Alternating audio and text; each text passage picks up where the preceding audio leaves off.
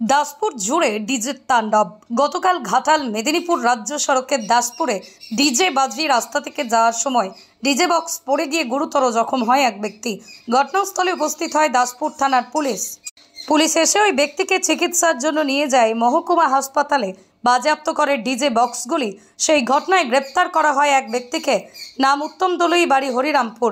কিন্তু এই ডিজে বক্সের মালিক কোথায়, কার অনুমতিতে এত ডিজে বক্স একটি ছোট গাড়িতে কোনো রকম সেফটি ছাড়া নিয়ে যাচ্ছিল, তাই জানতে চায় জনগণ। এভাবে রাস্তা দিয়ে এত ডিজে বক্স বাজিয়ে নিয়ে যাওয়ার আদেও কি কোনো বৈধ অনুমতি ছিল? উঠছে একাধিক প্রশ্ন। ডিজে বক্স পরে গুরুতর আহত হয়ে মৃত্যুর সাথে পাঞ্জা লড়ছে এক ব্যক্তি। তার দায় কে নেবে? ডিজে বক্স মালিক অচিন্ত দলুই। শুধু তাই নয়, এই ঘটনার জন্য আবারও পথ অবরোধ করা হয়েছে হরিরামপুরের মাঝিপাড়ায়। কেন একজনকে গ্রেপ্তার করা হয়েছে, এমনই প্রশ্ন তাদের। আর সেই ঘটনার খবর সংগ্রহ করতে গেলে সংবাদ মাধ্যমের কর্মীদের রীতিমতো ধমক দেওয়া হয়, মারধর পর্যন্ত করতে আসে। প্রশ্ন করতে গেলে ক্যামেরা দেখে পালিয়ে যায় ওই ব্যক্তি। তার দাবি, পুলিশ কেন গ্রেপ্তার করবে এলাকার এক যুবককে?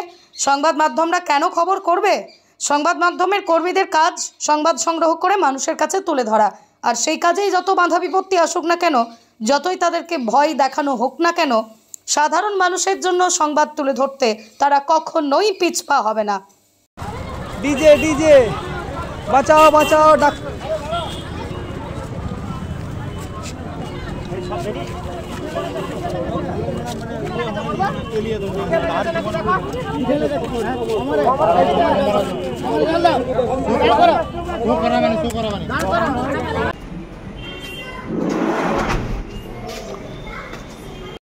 চার্জ তোমার নাম কি? তোমার নাম কি বলো তো? আমি চার্জ। তোমার নাম কি বলো?